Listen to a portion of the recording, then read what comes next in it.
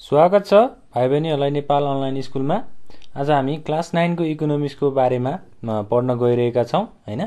Class 9 को इकोनोमिक्समा अथवा हामीले यसलाई नेपालीमा भन्दाखेरि चाहिँ इकोनोमिक्सलाई अर्थशास्त्र पनि भनेर भन्न सक्छौं। अब अर्थशास्त्र भनेको के हो हामीले त्यो कुराहरु आज बुझ्ने छौं हैन। अर्थशास्त्रलाई चाहिँ अब धेरै डेफिनेसन्सहरुबाट एक्सप्लेन गरिएको छ हैन। धेरै अर्थशास्त्र अथवा इकोनोमिस्टहरुले चाहिँ यसलाई डेफिनेसन दिएका छन्।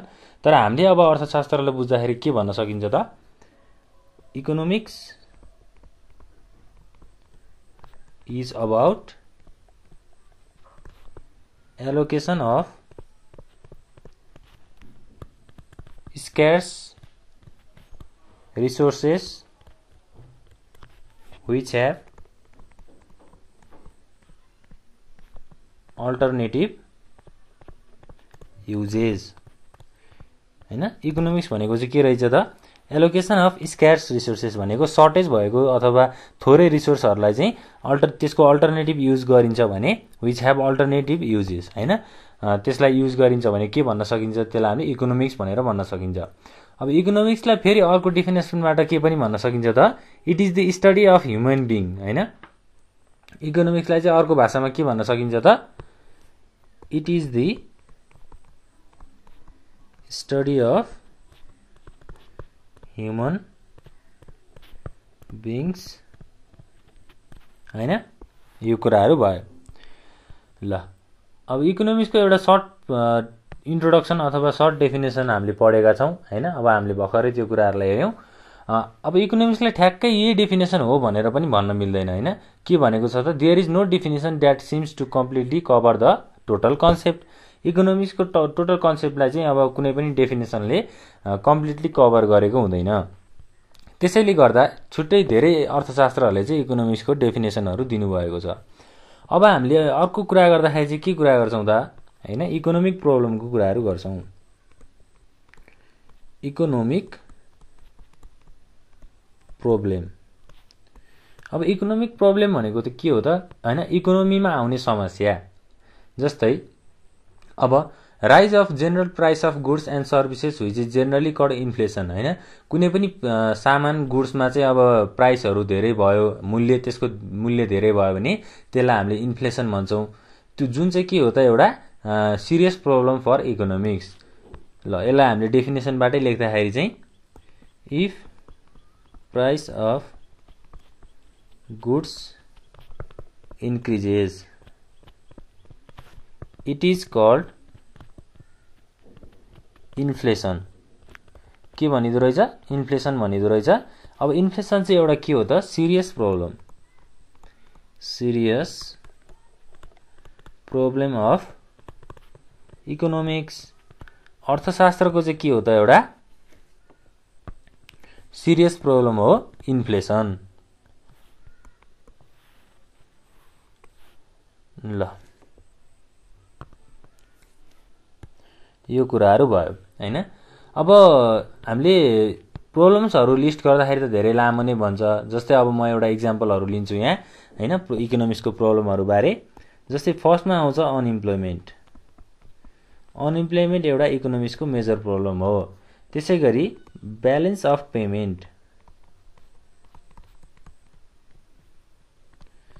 अनइम्प्लोयमेन्ट भनेको बेरोजगारी हैन। त्यसैगरी अब यही कुराहरु चाहिँ फ्रिक्वेन्टली अब हेडलाइनहरुमा आइरहेको हुन्छ। हामीले न्यूजहरुमा सुन्दाखेरि पनि अब अर्थशास्त्रमा देशको अर्थतन्त्रमा चाहिँ कस्तो खालको प्रब्लमहरु आयो त भन्दा यही अनइम्प्लोयमेन्ट बेरोजगारी हैन। त्यसपछि पोभर्टी। अब बेरोजगारी भएपछि गरिबी त हुने नै भयो। पोभर्टी भनेको हामीले पोभर्टीलाई नेपालीमा के भन्छौं त? गरिबी भनेर भन्छौं हैन। यो कुराहरु चाहिँ अहिलेको मेन प्रब्लमहरु छ। अब प्रब्लमहरु कसरी राइज हुन्छ त हैन? एउटा कज के हो त? प्रब्लमहरु राइज हुनुको कारणहरु के हो त हैन? Root cause of this economic problems arises due to scarcity of resources हैन। अब यस्ता खालका प्रब्लमहरु किन आउँछन् त? रिसोर्सको स्कार्सिटी भएर। दिस हामीले यसलाई ल्याङ्ग्वेजमा हेर्दाखेरि चाहिँ this problems arises due to scarcity of resources रिसोर्सको स्क्यासिटीहरू भइसकेपछि, रिसोर्सहरू सर्टेज भइसकेपछि चाहिँ यस्ता खालका प्रब्लमहरू देखिन्छन् भनेर भनेको छ। अब scarcity, the term scarcity and choice are the perfect example of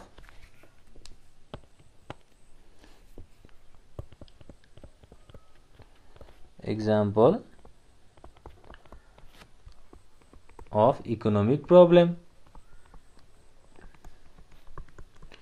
अर्थशास्त्रको main समस्या भनेको चाहिँ के रहेछ त? स्क्यार्सिटी रहेछ एउटा, अर्को के छ त? चोइस, हैन? अब स्क्यार्सिटी र चोइसको बारेमा चाहिँ हामी डिटेलमा स्टडी गर्छौं। फर्स्टमा हामी स्क्यार्सिटीको कुरा गरौं। ल, स्क्यार्सिटी भनेको के हो त? हैन, अब कुनै पनि सोसाइटीले चाहिँ एउटा फन्डामेन्टल प्रब्लम, अब स्क्यार्सिटीको फन्डामेन्टल प्रब्लमहरु चाहिँ फेस गर्छ। जस्तै अब सोसाइटीमा बस्ने मानिसहरुको के हुन्छ त? उनीहरुको वान्ट्सहरु, उनीहरुको इच्छाहरु चाहिँ अब अनलिमिटेड हुन्छ, हैन? त्यो इच्छा चाहनाहरुलाई चाहिँ पूरा हुनु पर्यो, त्यही इच्छा चाहनाहरु सटिस्फाइड हुनु पर्यो। त्यो सटिस्फाई हुनको लागि के चाहिन्छ त? धेरै खालको रिसोर्सहरु चाहिन्छ। त्यो रिसोर्सहरु अब कम हुन थालिसकेपछि, हैन, रिसोर्स सर्टेज हुन थालेपछि के हुन्छ त? ह्युमनको वान्ट्सहरु चाहिँ पूरा हुन सक्दैन अथवा सटिस्फाइड हुन सक्दैन। स्क्यार्सिटीले चाहिँ हामीलाई त्यस्तो खालको मिनिङहरु दिन्छ। अब हामीले एउटा एक्जाम्पलबाट यसलाई हेर्यौं भने चाहिँ पर्फेक्टली हामीले यो कुराहरु बुझ्ने छौं। जस्तै अब हामीले एक्जाम्पलबाट हेर्दाखेरि चाहिँ के भन्न सकिन्छ त भन्दा, जस्तै हरि has rupees 4000। हरिसँग चाहिँ पैसा कति छ त? 4000 छ, हैन? र उसको इन्कम भनेको, जस्तै हरिसँग 4000 छ भनिसकेपछि अब हरिले उसको कलेजमा चाहिँ पैसाहरु तिर्नु पर्यो अथवा कलेजको फीहरु तिर्नु पर्यो, हैन? कलेजको फी तिर्दाखेरि चाहिँ अब 4000 चाहिँ उसको कलेज फी छ, हैन? 4000 पैसा हरिसँग थियो र कलेजमा उसले 4000 चाहिँ के गर्नु पर्यो त? पे गर्नु पर्यो। अब यो 4000 ले उसले के गर्छ त? जस्तै ट्युसन फीहरु तिर्छ, हैन? त्यसैगरी होस्टेल फिजहरु तिर्छ। अब त्यसपछि अब होस्टेल फी अनि के हुन्छ त हाम्रो अरु मेस चार्जहरु। अब हरिसँग 4000 रुपैयाँ थियो, उले 4000 चाहिँ सबै कहाँ तिर्नु पर्यो त? आफ्नो कलेजमा अथवा स्कुलमा तिर्नु पर्यो। भनेपछि उसले अब आफ्नो बेसिक नीड्सहरु जस्तै खानको लागि फुड, अब लाउनको लागि क्लोथ्स, यी कुराहरु उले कहाँबाट किन्छ त? हैन? अब यो सिचुएसनमा यहाँ के भएको छ त? पैसाको सर्टेज भएको छ अथवा पैसाको चाहिँ स्क्यार्सिटी भएको छ। हो, यही कुरालाई चाहिँ हामीले स्क्यार्सिटी भनेर बुझ्न सक्छौं, है त? कुनै पनि रिसोर्सहरु कम भयो, हैन? जस्तै अब हरिले होस्टेल फी तिर्यो, ट्युसन फी तिर्यो, अब उसले बुक्स एन्ड स्टेशनरीहरु कसरी किन्छ, हैन? बुक्स एन्ड स्टेशनरीको लागि उसँग पैसा हुँदैन। हो, यसरी चाहिँ हामीले बुझ्न सक्छौं। अब यहाँ चाहिँ के स्क्यार्सिटी भइरहेको छ त भन्दा, कस्तो खालको रिसोर्सहरु स्क्यार्सिटी भएको छ त? मनी, हैन? मनी पनि एउटा रिसोर्स हो नि त। त्यो मनी चाहिँ यहाँ हाम्रो सर्टेज भइरहेको छ अथवा स्क्यार्सिटी भइरहेको छ। यो कुराहरु चाहिँ एउटा इकोनोमिक प्रब्लम हो। एउटा इकोनोमिक प्रब्लमको चाहिँ हाम्रो एक्जाम्पलको रूपमा हामीले लिन सक्छौं। अब त्यसपछि आउँछ चोइसको कुराहरु, हैन? बी नम्बरमा चाहिँ चोइस।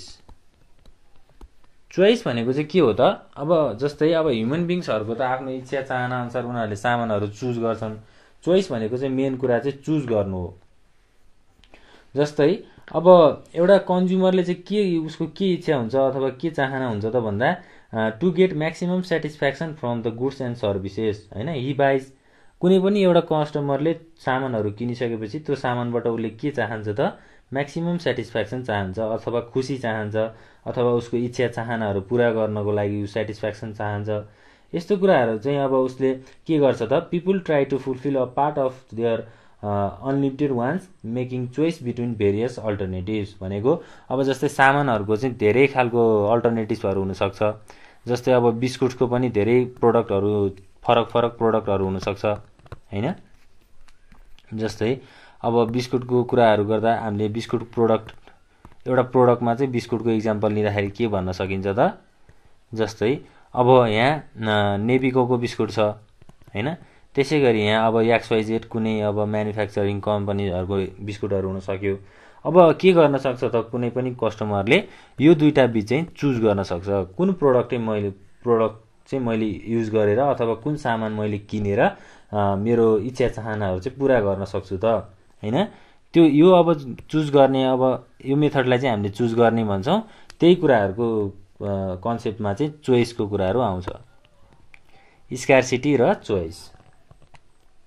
अब मान्छेहरूको त अनलिमिटेड वान्ट्सहरू हुन्छ हैन, उनीहरूको धेरै फिलिङ्सहरू हुन्छ। त्यो फिलिङ्सहरूलाई चाहिँ के गर्नु पर्यो त, पुरा गर्नु पर्यो।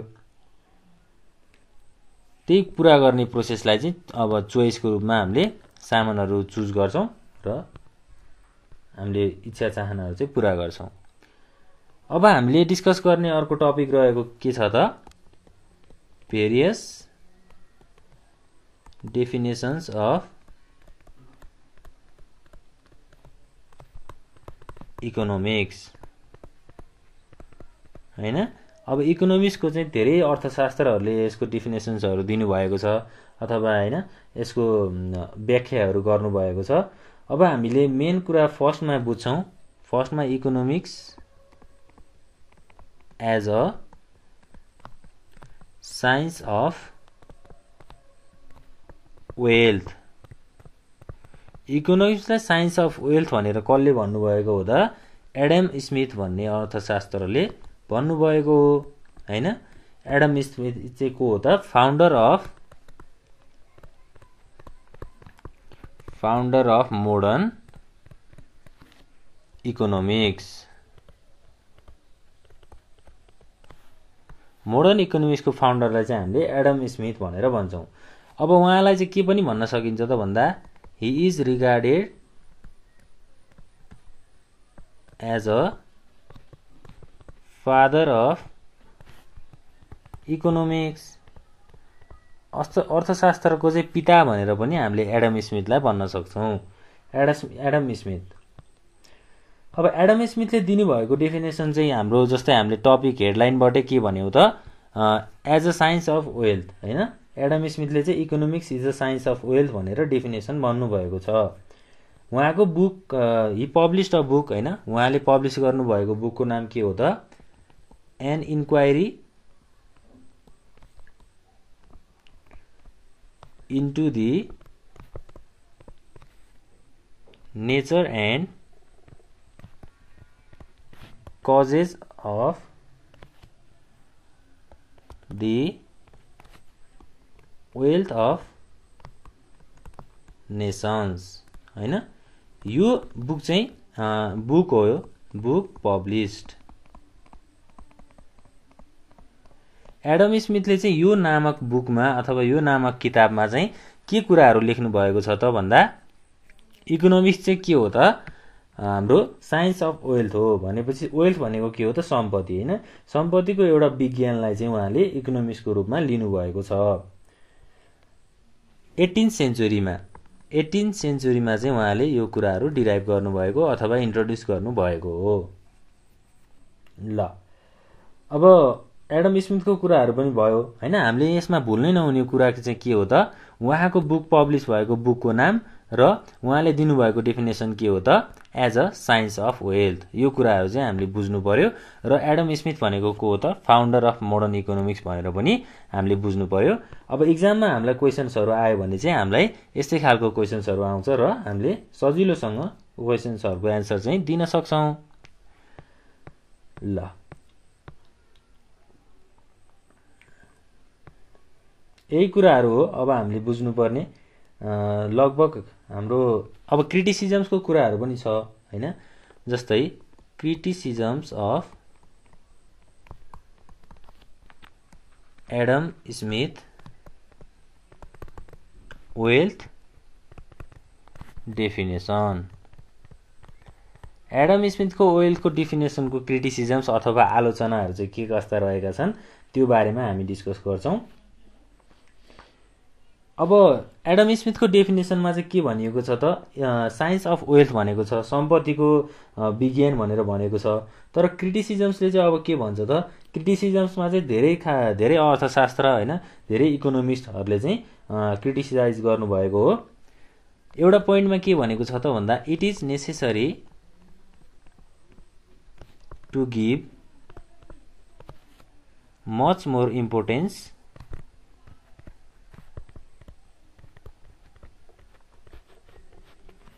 to human beings rather than wealth। वेल्थलाई भन्दा ह्युमन बिङ्सलाई चाहिँ धेरै इम्पोर्टेन्स दिनुपर्छ भनेर एडम स्मिथको डिफिनेसनमा आलोचनाहरू भएका छन्।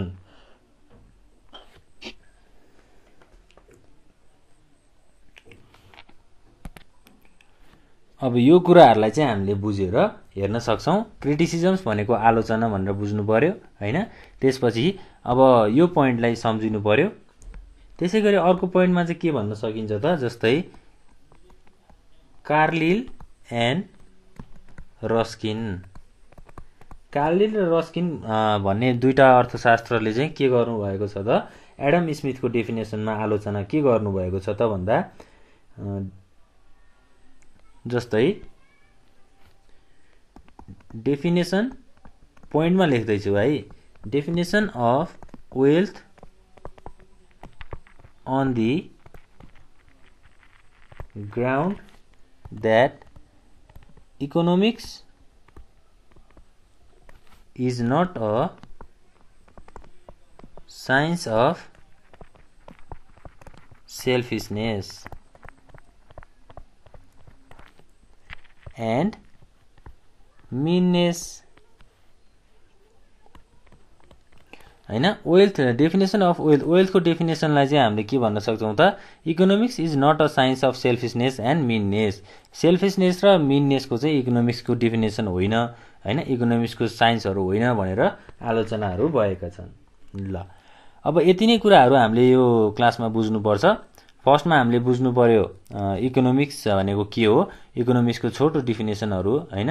त्यसपछि इकोनोमिक प्रब्लमहरूको कुराहरू भयो, प्रब्लमहरू कसरी राइज हुन्छन् भन्ने कुराहरू, र स्कार्सिटी र चोइसलाई हामीले दुईटा कुराहरू बुझ्नु पर्यो। यो कुराहरू चाहिँ इक्जाममा पनि सोधिरहेको हुन्छ। र भेरियस डेफिनेसन अफ इकोनोमिस्ट होइन, छुट्टै अर्थशास्त्र धेरै अर्थशास्त्रहरूले कस्तो खालको कुराहरू गर्नुभएको छ, व्याख्याहरू गर्नुभएको छ भन्ने कुराहरू पनि हामीले बुझ्नुपर्छ। ल अब यति भन्दै आजको क्लास यहीँ इन हुन्छ। हामी अर्को क्लासमा अर्को टपिकमा भेट्नेछौँ। यति भन्दै नेपाल अनलाइन स्कुल बिदा चाहन्छ। Thank you.